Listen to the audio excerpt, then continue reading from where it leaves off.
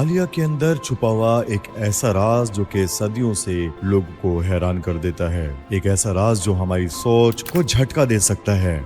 एक ऐसी कहानी जो सच और कल्पना के बीच का फर्क मिटा देती है। हिमालय के ऊंचे पहाड़ों में जहां इंसान कदम रखने की सोच भी नहीं सकता या फिर बहुत मुश्किल से जहां पहुंचता है, वहीं पर एक अजनबी और अद्भुत प्राणी के होने की अफवाहें सदियों से सुनने को मिलती रहती हैं। येटी या फिर आप इसे हिमालयन बिगफुट कहते हैं, मगर ये प्राचीन कहानियों का हिस्सा है या फिर वास्तव में भी इसका कुछ सच है। हवाओं में गूंजती हुई ठंडी आहटें, बर्फ के नीचे छुपी हुई पहेलियां और लोगों के जहन में बसता एक भयानक सवाल, येटी असल में है या फिर सिर्फ एक मिथ है। पिछले कई दशकों से कई लोगों ने दावा किया कि उन्होंने येटी को देखा है। कहीं बर्फ में परछाई देखी तो कहीं किसी ने अजीब हवशी सी तफसीर। लेकिन सबूत क्या है? और अगर ये सिर्फ कहानी है तो क्या ये अफवाहें हर दौर में जिंदा रहीं? इस कहानी में हम देखेंगे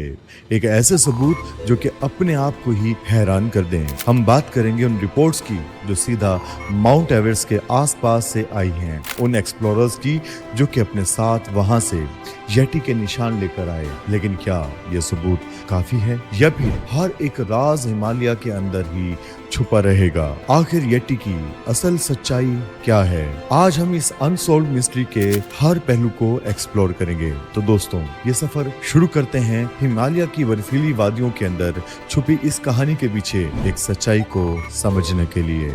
सबसे पहले तो हम ये जानने की कोशिश करते हैं कि येटी की कहानी शुरू कहाँ से होती है। हिमालय की लोक कथाओं में, तिब्बती और नेपाली संस्कृति के अंदर येटी को शक्तिशाली प्राणी माना गया है जो कि आदिवासी लोगों के लिए भगवान का दर्जा रखता था। इस प्राणी के छोटे छोटे मेंशन सिर्फ फोल्कलोरे तक सीमित नहीं। ब्रिटिश एडवेंचर्स, तिब्बतियन मॉन्क्स और माउंटेनियर्स ने भी इसको time to time yeti sighting की रिपोर्ट्स दी हैं। एक रिपोर्ट जो कि कई लोगों का ध्यान अपनी ओर खींचती है वो साल 1991 की है, जब माउंट एवरेस्ट की चढ़ाई के दौरान रेनॉल्ड ब्रिटिश एक्सप्लोरर एरिक सिप्टन ने एक सेट ऑफ फुटप्रिंट्स की फोटोज ली। ये फोटोग्राफर्स येटी के फुटप्रिंट्स को प्रूफ करते हुए दुनिया के सामने आए और आज कई लोगों को दिमाग में एक सवाल उठाने पे मजबूर कर दिया।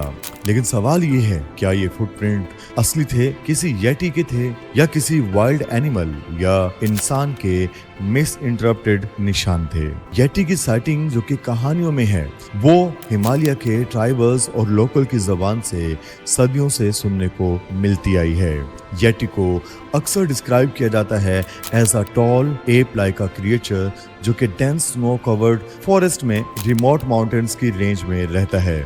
उसकी ऊंचाई, लंबाई और भारी भरकम शरीर और घने बालों की वजह से ये क्रिएचर हमेशा ही एक मिस्ट्री बना हुआ है। हिमालय रीजन के शेरपा और तिब्बतन कल्चर्स के अंदर येटी को एक सुपरनेचुरल गार्डियन के रूप में देखा गया है जो कि माउंटेन्स को प्रोटेक्ट करता है। बहुत सारे लोग कहते हैं कि उनका सामना येटी से हुआ है, लेकिन कभी भी सबूत देने की बात आती है तो कोई भी सॉलिड एविडेंस नहीं ला पाता। लेकिन क्या सब लोग गलत हो सकते हैं?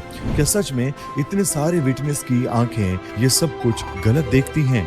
ये जो इंसानों और येटी के बीच का कनेक्शन है वो असल में साइंटिफिक इन्वेस्टिगेशंस पर भी एक स्पिरिचुअल और कल्चरल बिलीफ बन चुका है और इस वजह से येटी की कहानी आज भी जिंदा है। येटी के बारे में सबसे ज्यादा पॉपुलर रिपोर्ट्स वो हैं जो कि अलग अलग साइंटिफिक एक्सप्लोरेशन से आए हैं। 20 सेंचुरी में कई साइंटिस्ट ने एक्सप्लोरर्स से येटी के फुटप्रिंट्स और बालों के सैंपल्स को स्टडी करने की कोशिश की। एक इंटरेस्टिंग केस था 2008 के अंदर जब जापानीज एक्सप्लोरर के एक ग्रुप ने माउंट एवरेस्ट पर कुछ स्ट्रेंज फुटप्रिंट्स को डिस्कवर किया। इनका दावा था कि ये फुटप्रिंट किसी जानवर के नहीं बल्कि एक अननोन बाइपेडल प्राणी के हैं। इस दौरान डीएनए एनालाइजर्स और बाकी एविडेंस टेक्नोलॉजीज का यूज करके दुनिया भर के साइंटिस्ट ने कई बार येटी के नाम पर मिले सैंपल्स को स्टडी किया, लेकिन बार बार और हर बार रिजल्ट अलग ही निकलता।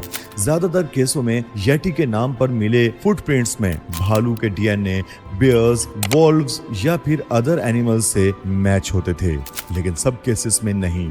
कई बार सैंपल्स के डीएनए मैच ही नहीं कर पाए और कुछ एक्सपर्ट्स का कहना यह भी है कि हो सकता है ये कोई अननोन स्पीशीज हो जिसको अब तक हमने डिस्कवर ही नहीं किया। हो सकता है इसके डीएनए सैंपल्स हमारे पास ना हो। हिमालय के लोकल्स के अलावा कुछ वेल नोन माउंटेनियर्स और ट्रैकर ने भी येटी को देखा होने की दावा किया है। सर अमदूद हिलेरे, जो कि सबसे पहले एवरेस्ट पर चढ़ने वाले इंसानों में से एक थे, येटी साइटिंग का जिक्र करते हैं। साल 1950 में उन्होंने और उनके साथियों ने एक बार एक्सपेडिशंस के दौरान कुछ स्ट्रेंज फुटप्रिंट्स को देखा जो कि किसी भी जानवर के फुटप्रिंट से मैच नहीं कर रहे थे, लेकिन वो भी श्योर नहीं थे कि क्या ये सच में येटी थे या कोई साइकोलॉजिकल इफेक्ट। येटी के बारे में हर अफसाना एक नई क्यूरियोसिटी को जन्म देता है। क्या सच में क्रिएचर्स हमारे सामने छुपा हुआ है या फिर हम ही अपनी धारणाओं को भूत समझकर अपनी कल्पना के साथ जी रहे हैं। तो दोस्तों, आज हमने एक्सप्लोर किया येटी के पीछे कुछ अनसॉल्व्ड मिस्ट्रीज, कहानियां और साइंस के सबूत को, लेकिन फिर भी एक ऐसी पहेली जो कि आज तक सुलझ नहीं पाई। क्या येटी सच में है या फिर ये एक पुरानी कहानी है जो कि सदियों से हिमालय की ठंडी हवाओं में घूम रही है? आपका इस बारे में क्या कहना है? आपका क्या विचार है? क्या लगता है आपको कि ये येटी हिमालय के अंदर पाया जाता है या फिर सिर्फ लोगों का एक भ्रम है? आपके जो भी विचार हैं ये कमेंट सेक्शन में जरूर लिखिएगा, और अगर आप भी इस तरह के रहस्यमयी चीजों के बारे में जानना चाहते हैं तो हमारे इस चैनल को सब्सक्राइब कर लीजिए। मिलते हैं अगली वीडियो में, तब तक जय हिंद।